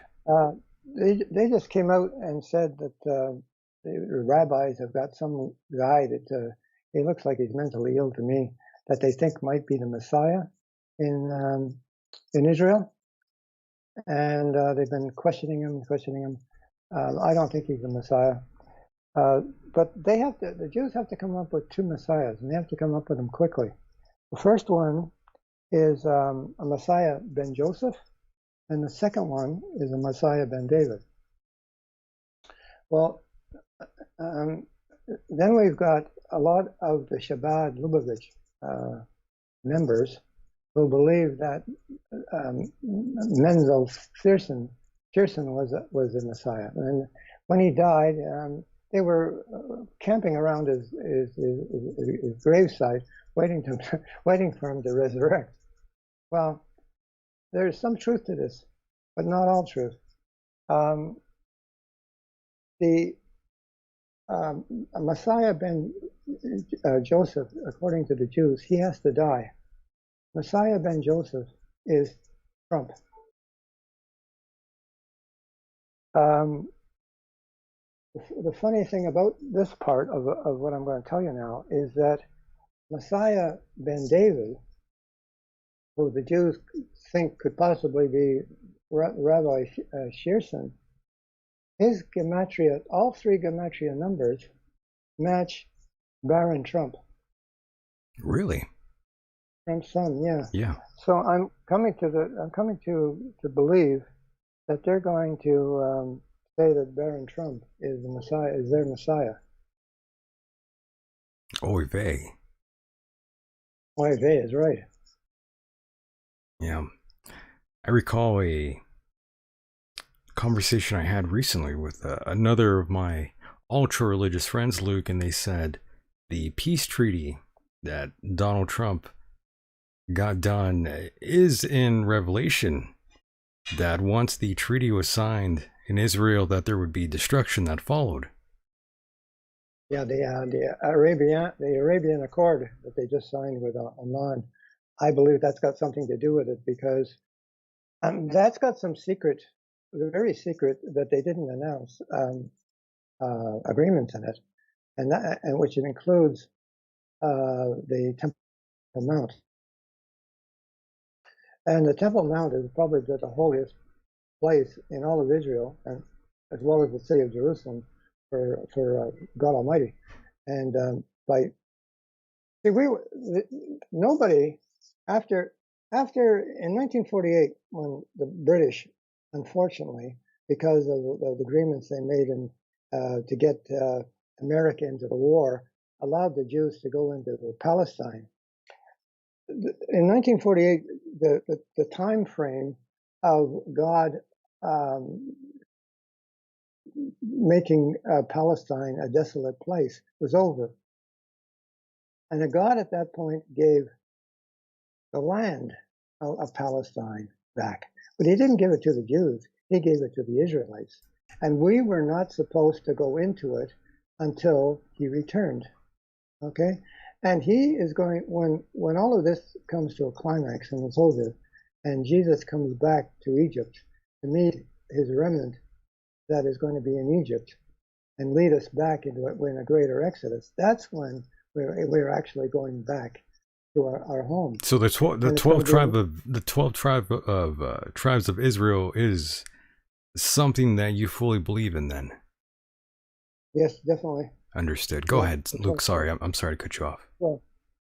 So it's going to be a far greater exodus and a lot more people than the first one.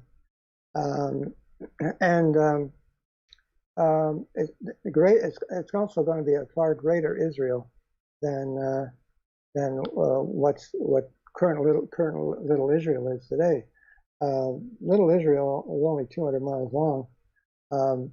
The greater Israel will go from the river Euphrates all the way over to the half of the Nile River. So it's going to go down about halfway through Egypt and over to Saudi Arabia. So it's a huge area, and it'll be, and it's going to be the area that the Israelite tribes need. The Jews would never need that kind of area. I mean, they're only out.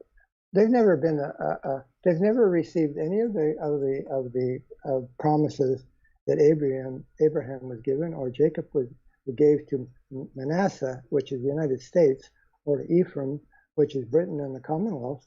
They've never received any of those promises. Britain and America received all of them, and they've always been a little piss-pot nation. That's right. Who only amounted to about 6 million people, and they always throw the 6 million in our faces.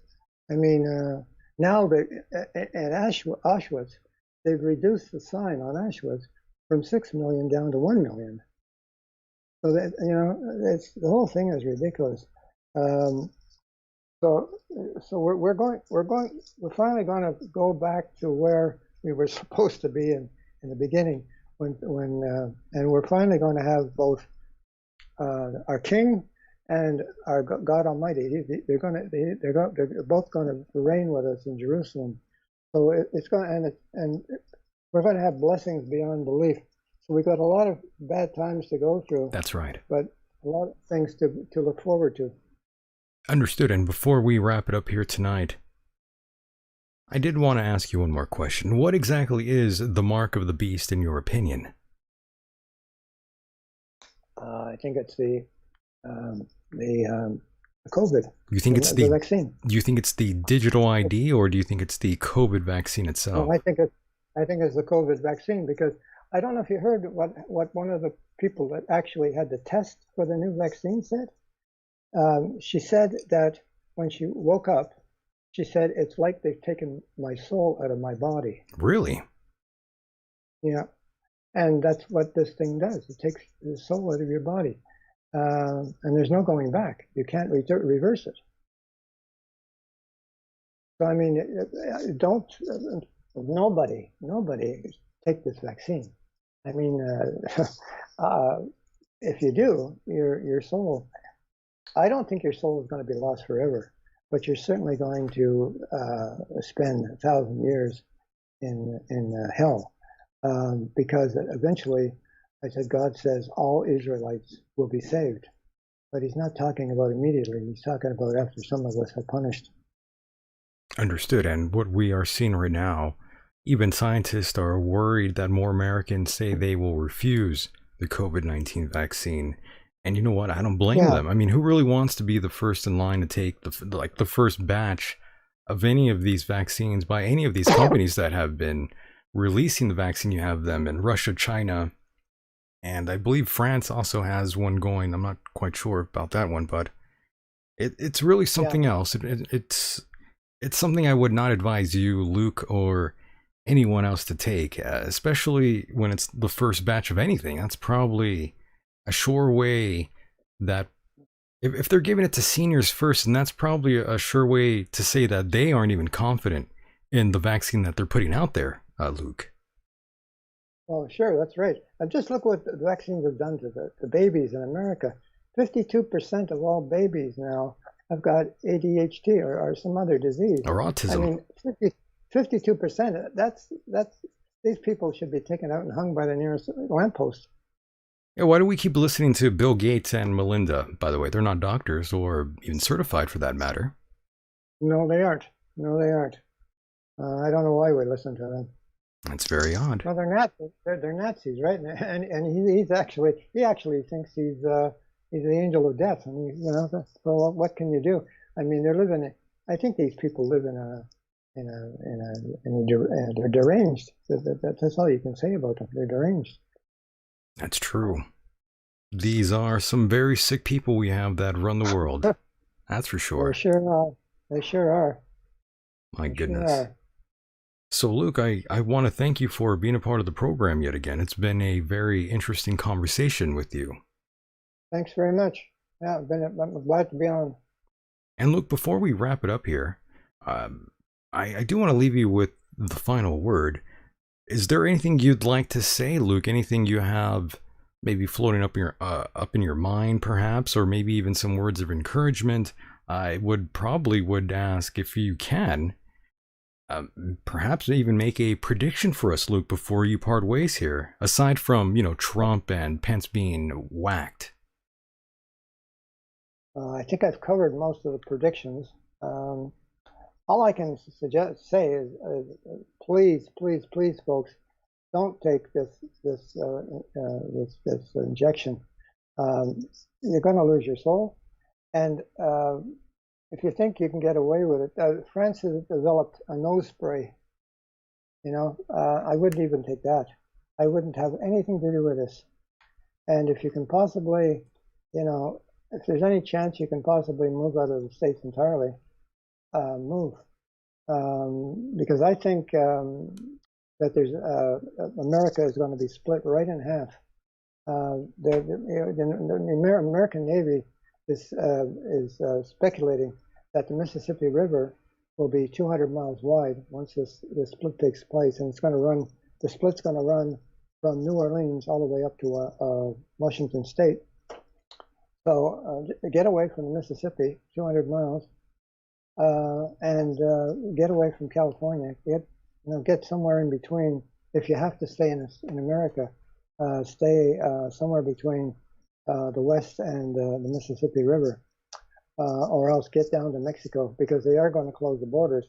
Border with Canada has already been closed, but that's 3,000 miles wide. You can always take some back roads and get into Canada, but Canada's going to be just as bad, so I wouldn't suggest you go there. But I haven't heard anything yet about Mexico.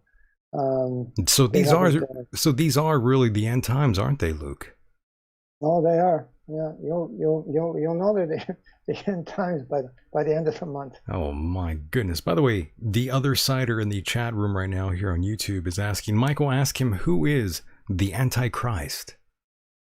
Antichrist.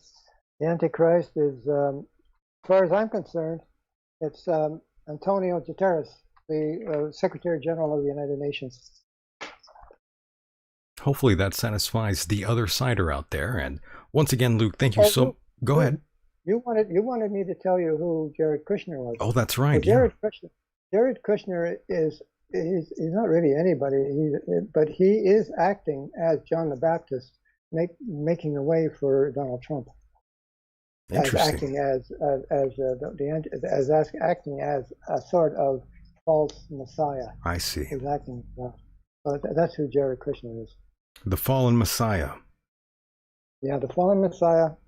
He's the one on the white horse. We should have gone into that. Maybe another time we can. Yeah, well, I'll bring you back on. I can tell you who the four horsemen are and what they're doing. Yeah, next time I'll bring you back on here and we could talk about that. And of course, Luke, before I let you go, what do you make of Hunter Biden by any chance? Oh, I don't know anything about Hunter Biden. I think he's a crook, just like his father. Right. But I don't know anything about him. You can't go into politics today without having your hand out. Without your hands being dirty. That's true. too expensive to get into politics today, and the mafia's in it, and everybody's It's in it. greasy. And, you can't stay clean these days. You really can't. For sure, there is blood on your hands once you step into that sort of arena. Even if That's you, for sure. yeah, even if you are not a politician, as soon as you enter that realm, I'm sorry, but you're gone. Your soul has been sold, in my opinion. Very much so. That's the way it Very much goes. so. Once again, Luke, thank you so much for being a part of the program. We will do this again very soon. I promise. I'll bring you back on again very, very soon, Luke. I enjoyed our conversation. And once again, I do hope the very best for you and your wife. And I hope you guys remain COVID free. And Luke, I want you to get some sleep, even though you woke up so early. It's time for a nap, Luke. Yeah, I will. Listen, Michael, you take care of yourself, and hopefully you can get somewhere safer than where you are. That's right. I know I have to worry about earthquakes and everyone else wanting to kill me. About everything. Yeah, I know how it goes. Well, once again, Luke, thank you so much. Talk to you on the other side. No problem. Bye. Peace. And there he goes, boys and girls. That was the one and only Mr. Luke Prophet. I hope you enjoyed that as much as I did. You know, I love that conversation, by the way. It was quite a great conversation we had here, and I am terribly sorry for those who missed it. Yes, Kimberly, so much info. Have to listen again and take notes. Yeah, definitely do that. And of course, before I part ways with all of you, you know, I want to hear this part again with Paula White. Let's hear that bit.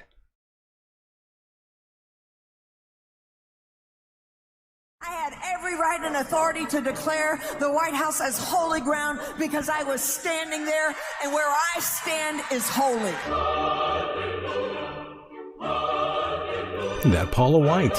To say no to President Trump would be saying no to God. And I won't do that. We are in a spiritual war right This now. audio never Let gets every old. demonic network that has aligned itself against the purpose, against the calling of President Trump, let it be broken. Let it be torn down in the name of Jesus. You want me to tell you what my thoughts are? The thoughts of the King of Kings, the thoughts of the Lord of Lords. I'm downloading heaven. Hey!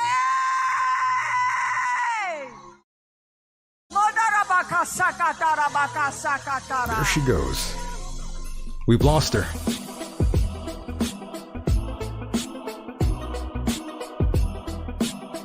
I kind of know I'm a little bit cute, all right? I am Paula, who is pretty. Well, maybe I'm not going to be pretty when I'm 90 years old. Here's this former messed up Mississippi girl. Lived in a trailer that they called trailer trash. Daddy committed suicide. Got pregnant out of wedlock. Been married. Been divorced. Not just once. Twice. People go, well, how'd you become the spiritual advisor of the president? We'll get to that later. It's all in there. Michael Jackson, Kid Rock, the president, it's all in there, all right? Thank you, Paula. What a great job you do. The evangelicals.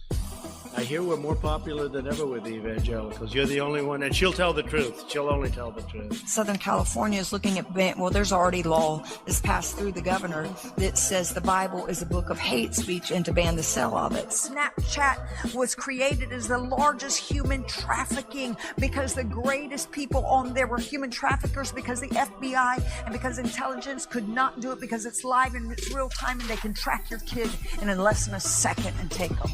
There's a Department of Treasury in heaven that God is watching over everything you do, and you are storing up eternal treasure that will go so far beyond, I think, that we can even begin to imagine. So you need to send in $3,500.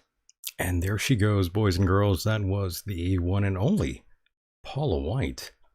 Closing up the evening for us here once again, boys, looking at the clock, and wow, time has flown by yet again. And it is now that time to take it home, as they say. I want to thank all of you out there in the chat room who hung out with us here. It was a great time. Remember, you can get a hold of me during the program via the chat room or via Twitter at Michael Decon. And of course, if you are a fan, quote unquote fan, or a listener of the program and want bonus material, please direct yourself to patreon.com/Michael Decon. And yes, that is where you'll find more gold that occasionally falls from the sky. Patreon.com/Michael Decon. International listeners out there, thank you so much for your support. And don't forget, if you have not subscribed to the podcast rendition of the program, please do so by going to iTunes, Stitcher, Google Play, and am I missing one more? Oh yeah, Spotify and Castbox, which I prefer. And you know what? It's been an interesting night yet again, boys. I wish I could be on here longer, but I do have to wrap it up, unfortunately, and that's the part I always hate. I love doing the program, but I hate saying goodbye to all of you. I really do. But I'll leave you with this. I want all of you to be very safe out there this weekend. Take care of yourselves.